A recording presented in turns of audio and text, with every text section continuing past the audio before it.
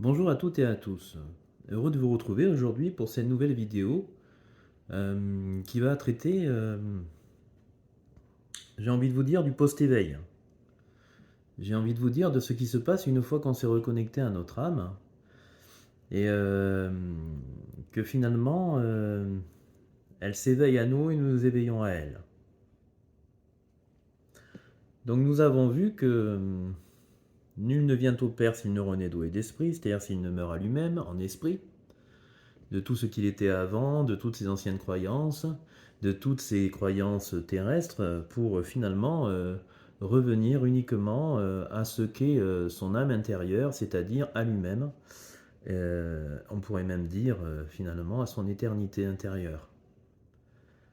Ce corps éthérique, cette âme en fait, est nourrie de lumière et que ce flux énergétique coule dans cette âme en fait, pour tous ceux qui savent qu'il y a quelque chose de plus grand, qui croient qu'il y a quelque chose de plus grand qu'eux, qui croient donc on pourrait dire en Dieu, en ce grand esprit de lumière qu'est Dieu, euh, mais aussi qui sont capables même d'être acteurs dans leur vie, de conserver cette lumière et finalement d'incarner cette lumière, en sachant que cette lumière qui est esprit à l'intérieur de nous, nous guide toujours vers elle. Donc en fait, on avait vu que nous sommes donc réceptacles et générateurs d'énergie, que nous sommes créateurs de notre réalité par nos propres comportements, nos propres pensées, nos propres émotions euh, et nos propres paroles. Donc finalement, nul ne revient au Père s'il ne renaît d'eau et d'esprit, s'il ne meurt à lui-même, et donc pour atteindre finalement cette connexion à l'âme, nous avons vu aussi que nous devions donc incarner au quotidien la lumière, ce qui symboliquement représente finalement toutes les qualités du cœur, et que nous devons aussi, par notre propre intelligence, comprendre ce que Dieu synchronise dans notre réalité au quotidien, dans nos vies, par les situations rencontrées, par les personnes qui gravitent autour de nous. Euh, Finalement, comment enlever ce qui gêne finalement notre cristal intérieur qu'est l'âme pour être en unité avec elle et donc être en unité avec le divin, être en unité avec Dieu. Étant donné que euh, nous savons aujourd'hui que le temple de Dieu finalement sont nos âmes, puisque nous sommes des projections de cet esprit de lumière sur Terre. Et donc nous sommes reliés à lui par un canal qui relie l'âme à cet être supérieur de lumière, cet esprit supérieur de lumière. Donc nous savons que il nous faut nous nettoyer dans l'eau pour renaître en esprit et insister finalement dans ce qu'est la lumière, dans nos comportements, nos pensées, nos paroles, nos actes, pour nous remplir de lumière, et petit à petit, en insistant dans cette lumière, enlever tout ce qui nous gêne, finalement tout ce que nous avons rencontré dans notre vie et qui nous empêche de nous relier à notre propre âme. Et une fois fait, une fois que nous avons enlevé suffisamment livré du bon grain, une fois que nous avons rendu ce cristal intérieur qu'est l'âme translucide, qu'il n'y a plus finalement de choses opaques qui empêchent la lumière, toute la lumière, toutes les étincelles de lumière d'être à l'intérieur de cette âme, euh, eh bien alors vient le jour en fait où Dieu lui-même vous baptise de feu, d'esprit et de lumière, euh, c'est-à-dire fait descendre l'Esprit Saint, c'est-à-dire vous subissez l'illumination, c'est-à-dire que vous vous reconnectez à votre âme en fait, et on dira que cet Esprit Saint c'est la connexion à l'âme, et en étant en connexion avec elle, on dira que cet Esprit Saint repose sur vous, que le divin repose sur vous, que le divin est avec vous, et que le divin en fait est une personne à travers votre âme qui vous accompagne, vous en avez la sensibilité, vous en avez l'ouïe, vous pouvez l'entendre, et vous pouvez discuter avec elle. C'est votre part divine, elle vous guide, et elle vous permet d'agir pour le divin. puisque le divin peut à présent, une fois que vous êtes connecté à votre âme, passer à travers votre âme pour agir.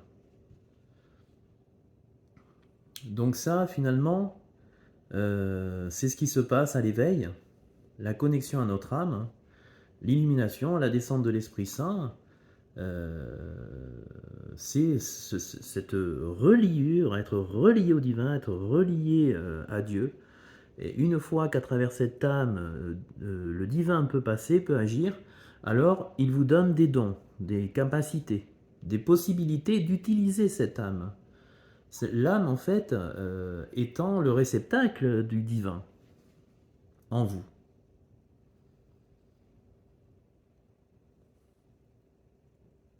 Il y a donc alors possibilité de faire, entre guillemets, comme vous faites avec votre corps, par l'essence du corps, l'ouïe, l'odorat, le toucher, la vue. Eh bien, dites-vous que votre corps a ses capacités dans la matière. Finalement, sont des sens, sont des possibilités de les utiliser. Dites-vous que l'âme aussi a ses propres sens, a ses propres capacités. C'est-à-dire que l'âme qui est dans l'invisible, finalement, qui se trouve à l'endroit, en fait, où vous-même, vous vibrez énergétiquement, dans le sens où vous-même, vous avez une certaine densité de lumière, ou, ou moins de lumière, votre âme, en fait, elle se trouve finalement à cet endroit. Donc elle se trouve plus ou moins dans l'ombre, ou plus ou moins dans la lumière. Jusqu'à l'éveil, en fait, et la reconnexion avec l'âme, où là, vous vous retrouvez dans la lumière. Parce que vous avez nettoyé tous ces chemins d'ombre, en fait, qui venaient vous polluer, qui étaient en vous, et qui vous empêchaient d'atteindre finalement cette possibilité d'être uni avec le divin, d'être un avec le divin, d'être un avec votre âme, en fait. Euh, et cela, cette épuration, cette bonification de l'être, finalement, se fait par l'incarnation sur Terre. Et c'est par cette incarnation que vous arrivez à enlever finalement tout ce qui vous gêne pour atteindre cet état d'unification avec le divin, avec Dieu, avec votre âme, cette connexion à l'âme en fait.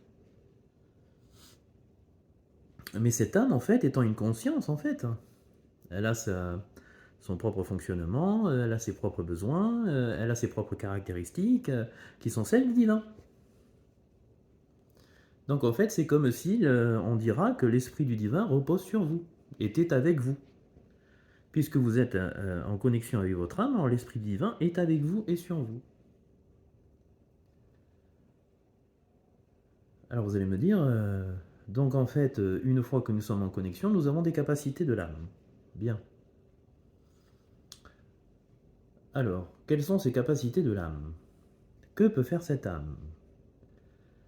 D'abord, cette âme, en fait, il faut savoir elle se nourrit de votre joie, elle se nourrit de votre amour, elle se nourrit de votre bien-être, elle se nourrit de lumière, elle se nourrit de vibrations hautes, en fait.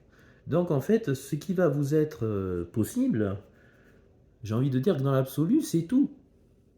Puisque vous êtes relié à l'âme, le divin étant tout, l'âme peut tout. Puisque le divin peut, à travers l'âme, agir. Mais vous, vous avez peut-être des appréhensions, vous avez peut-être des peurs, vous avez peut-être des difficultés encore avec ce monde invisible, vous avez peut-être un peu des appréhensions.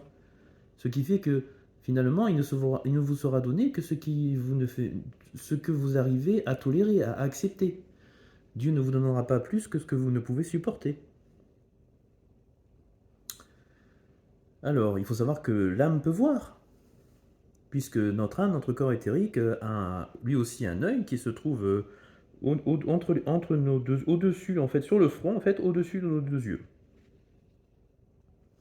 Et que cet œil, en fait, qu'on peut appeler le troisième œil, en fait, peut voir dans l'invisible. Donc peut agir dans le monde invisible, s'il est ouvert. Mais attention, tout ce que je vous dis là est accessible à tous à partir du moment où on est éveillé et où on s'est connecté à notre âme. Hein. Tout ceci est possible pour tous. Hein. Donc on peut voir dans l'invisible, on peut donc agir dans l'invisible en voyant. Que peut faire cette âme? Finalement, elle peut ressentir aussi. Ressentir des choses qui se trouvent dans l'invisible.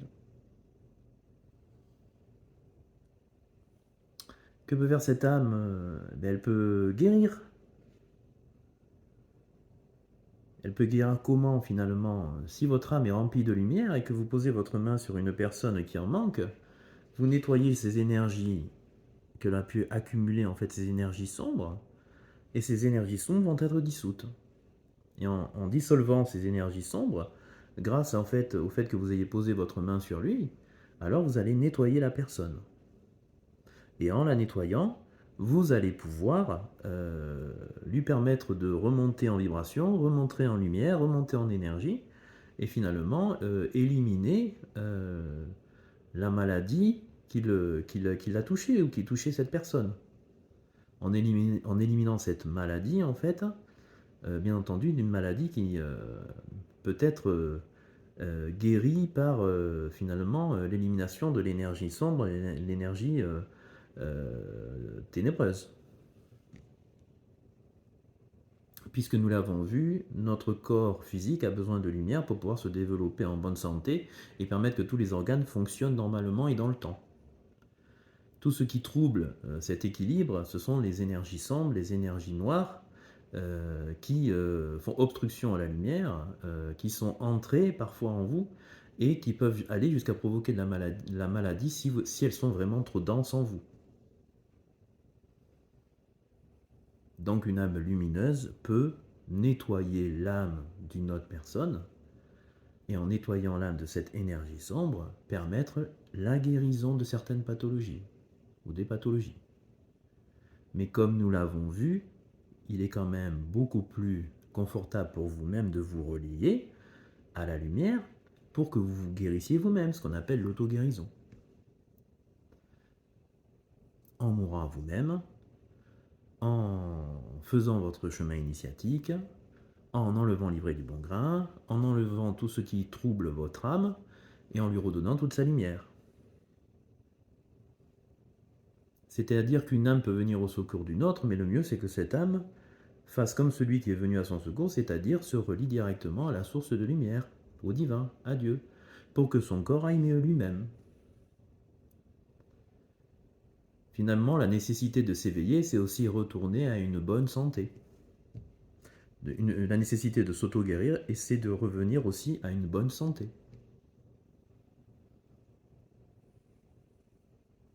Qu'est-ce que fait cette lumière? Elle purifie. Elle élimine tout ce qui est négatif pour votre âme. Il est donc important que vous vous abreuviez directement à la source et que vous fassiez descendre cette lumière à l'intérieur de votre âme.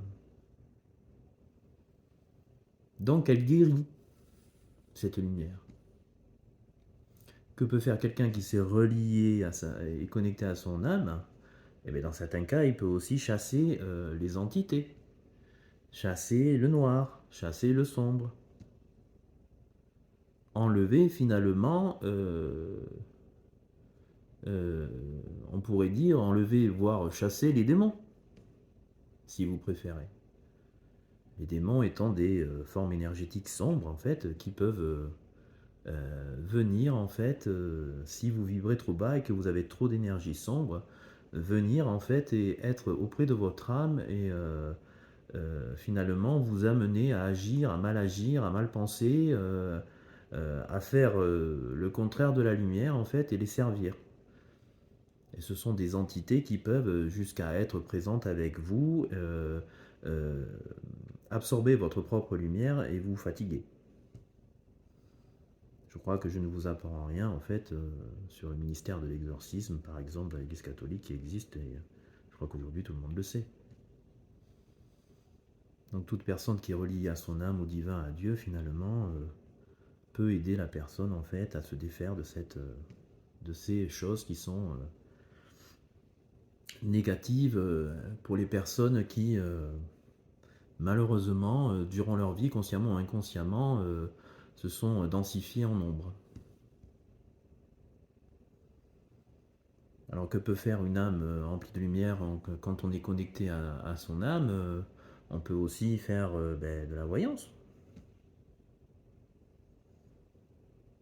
On peut aussi avoir des projections, en fait, des choses que le divin nous donne, en fait, et qui nous permet finalement de voir ce qui va se passer pour pouvoir le dire au plus grand nombre si c'est nécessaire pour pouvoir aider le plus grand nombre, par exemple. On peut vous donner un don de prophétie, en fait, par lequel vous êtes capable de dire ce que Dieu vous révèle. Mais tout ceci dans l'objectif d'accompagner les hommes et les femmes vers la lumière, tout ceci dans l'objectif de les prévenir euh, de quelque chose de négatif peut-être pour eux, aussi peut-être directement pour leur transmettre des messages. En fait, l'âme, si elle se trouve dans la lumière, est en relation avec des esprits de lumière. Et si l'âme plutôt vibre bas et plus dense en sombre, en énergie négative, alors est en relation avec des esprits de ténèbres, des esprits sombres. Votre âme, en fait, il faut toujours savoir qu'elle gravite entre la lumière et l'ombre avant l'éveil, par exemple. Donc vous êtes atteint à chaque fois par des guides de lumière, des esprits de lumière, et vous êtes atteint aussi par des esprits plus sombres, des esprits entre guillemets plus démoniaques. Votre âme étant dans l'invisible, et elle se trouve dans l'invisible. Et elle se trouve à l'endroit où vous vibrez, c'est-à-dire par rapport à votre densité de lumière, ce que vous avez en tant que lumière à l'intérieur, en quantité, ou ce que vous avez d'ombre à l'intérieur en quantité.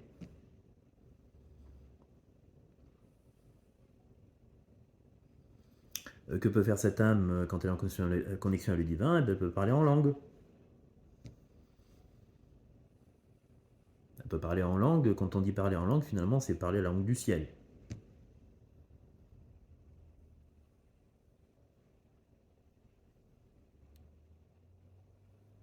Il faut bien comprendre que nous avons tout un tas de possibilités internes qui ne cherchent qu'à se développer.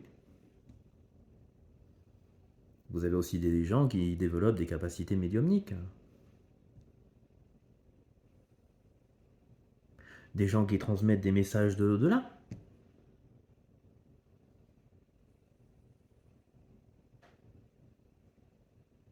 Tout cela n'est possible que quand vous êtes en relation avec votre âme.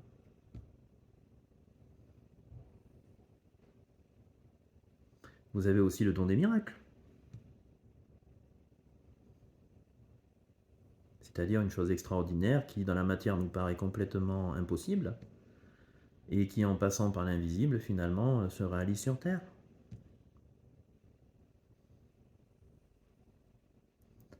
Tout ça sont des capacités dites de l'âme.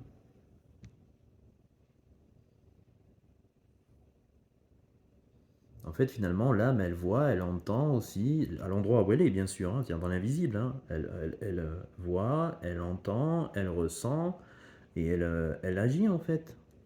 Le divin agit à travers cette âme, vous donne ce don, cette capacité qui ne vous appartient pas, mais qui est bien le don du divin, et à travers votre âme, le divin va agir.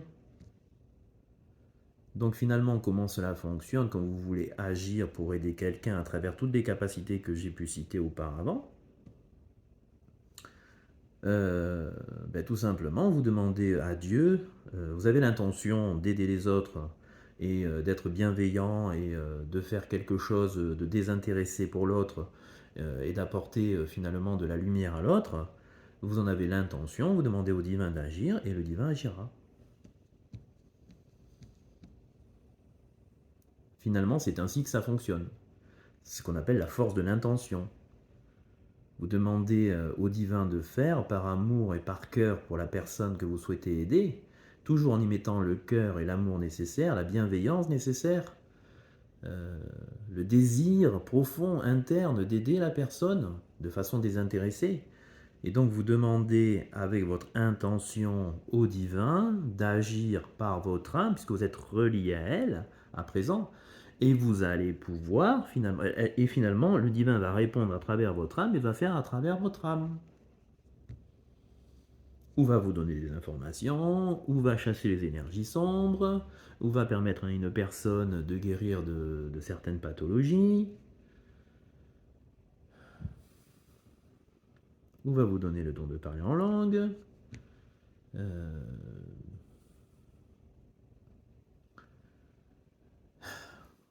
En fait, tout simplement, hein, si vous avez un corps, vous pouvez l'utiliser et vous savez que vous l'utilisez au quotidien dans la matière. Et donc, si vous avez une âme, elle a aussi tout un tas de capacités, seulement l'âme n'est pas visible, elle est dans l'invisible, elle est dans le monde quantique, dans le monde microscopique, où dans ce monde-là, il n'y a que la lumière ou l'ombre. Voilà. Le positif, le négatif, euh, la lumière ou les ténèbres.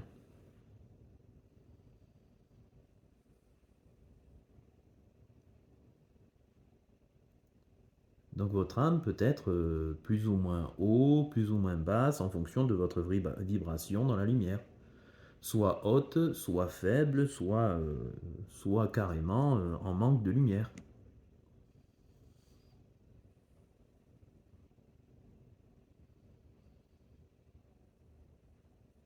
Et attention parce que autant vous pouvez recevoir des dons de lumière, des dons de Dieu, des dons divins de Dieu, autant si vous êtes très très bas, vous pouvez aussi recevoir des dons mais qui sont des dons de ténèbres. Tout dépend encore une fois si vous avez enlevé l'ivraie du bon grain, si vous avez purifié votre cristal intérieur. Et en purifiant ce cristal intérieur, vous aurez des capacités dites de lumière. Par contre, si vous n'avez pas purifié ce cristal intérieur et que vous faites appel aux énergies sombres dans votre vie, dans vos pensées, dans vos émotions, dans vos comportements, dans vos paroles, ou bien que vous avez été malmené enfant et que vous n'avez pas dépassé tous vos traumas, vos complexes, vos hontes, que vous n'avez pas dénoué tout ça en fait, qui obscurcit finalement l'âme et qui perce l'âme et qui blesse l'âme, alors vous pouvez être aussi en proie à de mauvaises choses et ces mauvaises choses aussi peuvent agir par vous. Je répète, ce monde-là est un monde miroir et les capacités de lumière ne sont pas les capacités de l'ombre. Les capacités de lumière servent le divin, servent Dieu. Les capacités de l'ombre servent l'obscurité, servent le mal, servent le diable, on pourrait dire. C'est ainsi qu'aujourd'hui il se joue une guerre terrible, enfin je dis aujourd'hui, de tout temps et à jamais, dans l'invisible, entre l'ombre et la lumière, qui sont des énergies contraires. Et sur Terre, il y a des représentants et des serviteurs de la lumière, et sur Terre, il y a des représentants et des serviteurs de l'ombre, parfois même de façon inconsciente, ou alors même de façon consciente. Cela existe aussi. Donc veillons à nos énergies, veillons à nous éveiller, veillons à être en relation avec nos âmes, veillons à être unis avec le divin, et veillons à ce que le divin puisse agir par nos âmes pour aider toutes les personnes autour de vous et vous-même.